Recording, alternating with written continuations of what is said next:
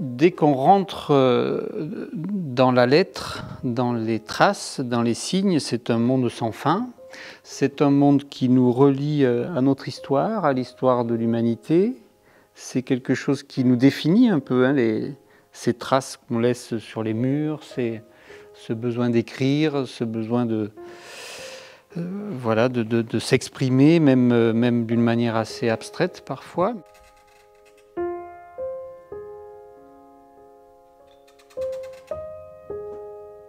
Pour moi, au-delà de la pratique, il y a des valeurs en fait, qui sont transmises via la calligraphie. Accepter que le trait que je suis en train de faire déjà va être très lent et son apprentissage aussi va être très lent. Quand on s'accroche à la calligraphie, on apprend ces valeurs-là. Le respect de celui qui vous enseigne, ça c'est... Il faut en être conscient aussi parce que ça ne vient pas tout de suite en fait.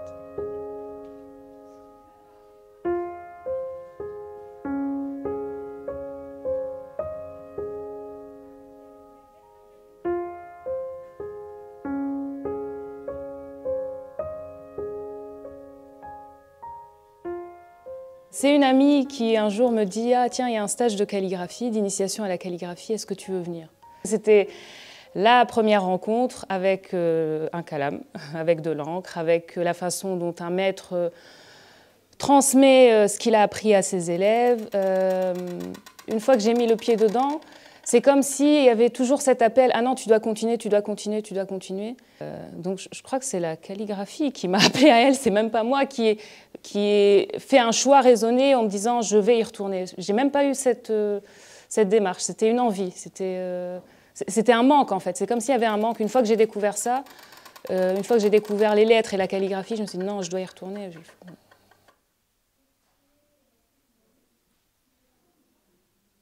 On est avec la lettre, uniquement avec la lettre, les outils, l'encre, et en fait, on est avec ce moment-là.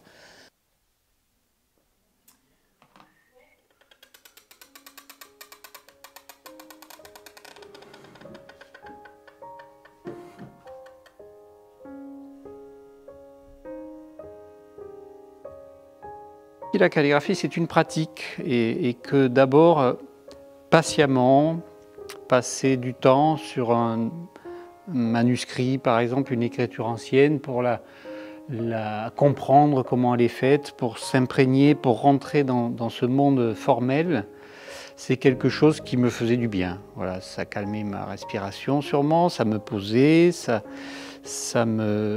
c'était une sorte de méditation finalement. Et puis il y avait l'autre élément, c'était cette énergie folle qu'il y a dans l'écriture.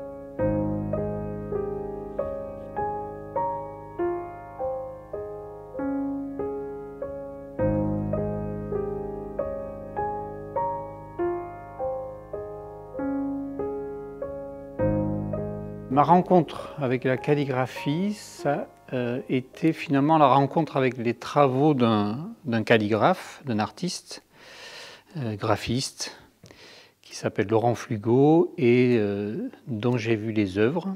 Ça m'a beaucoup parlé, m'a beaucoup a suscité une forte émotion et j'ai été frappé à sa porte en lui disant finalement, voilà, apprends-moi. Et j'ai été assez court et voilà, ça a démarré à ce moment-là. Et nous nous sommes retrouvés là d'ailleurs à 3-4 calligraphes, enfin jeunes, nous n'étions pas calligraphes à l'époque. Et nous ne nous sommes plus quittés depuis maintenant une trentaine d'années. Voilà.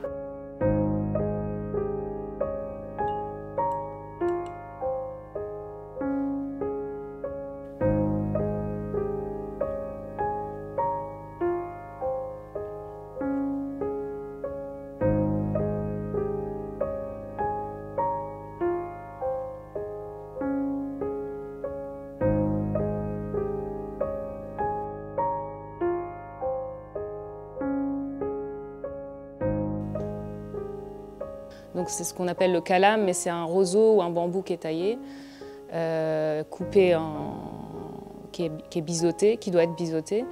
Et c'est l'outil qui est très particulier à la calligraphie arabe. Je continue cette pratique de la calligraphie traditionnelle et je m'inspire de cet apprentissage, de la forme de la lettre, de leur taille, de leur courbe, des points, des mesures, pour faire autre chose et peindre ou écrire sur les supports qui se présentent à moi. Et l'idée, c'est sublimer différemment en fait la lettre.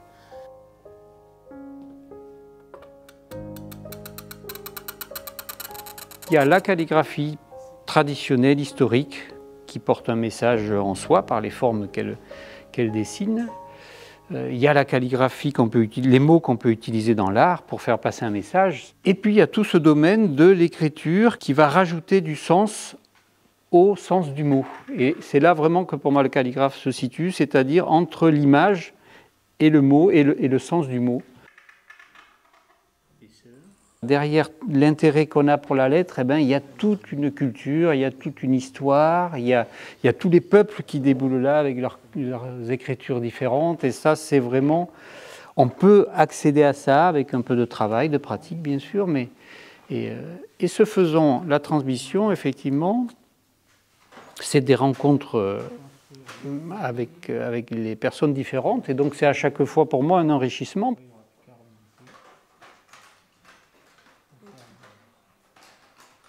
La transmission, c'est mon ADN.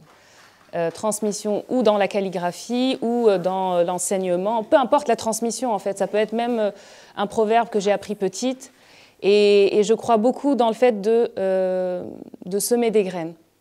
Parce que peu importe la quantité en fait qu'on va semer ou la partie de cette graine qu'on va semer, je ne sais pas ce que ça peut donner plus tard chez telle ou telle personne d'ailleurs.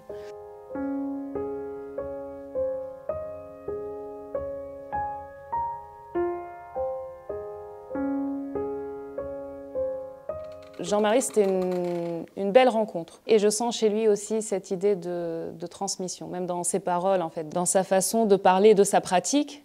Donc ce n'est que bénéfique. Et puis après, il y a l'expérience humaine, en fait. Donc on travaille sur une œuvre commune. Là, on crée ensemble, donc on va voir où ça nous mène. Il y a des choses très intéressantes, très curieuses, très intéressantes, mais c'est du positif. Ce n'est que pour moi, jusqu'à maintenant, ce n'est que du positif. Donc je prends. Je prends et je donnerai. Aujourd'hui, mon intérêt vraiment se porte sur les autres cultures, effectivement. Je trouve que c'est ça vraiment qui m'intéresse, c'est de mélanger ma pratique de calligraphe latin avec une pratique de calligraphie arabe, par exemple chinoise. Je suis vraiment très intéressé par les autres écritures et par la rencontre des calligraphes. Avec Nadra, c'est une rencontre voilà, de travail, très calme effectivement, mais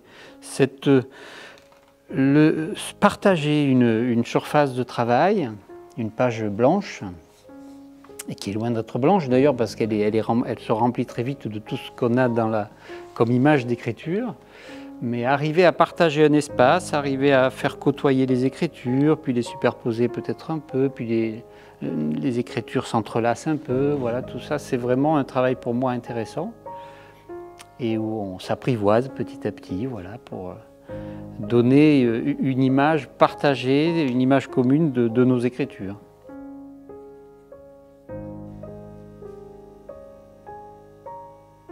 Je revendique à la fois ce terme de calligraphe, oui, mais si on s'entend bien que le calligraphe, ce n'est pas le moine scripteur qui travaille dans son scriptorium et qui va reproduire. Voilà.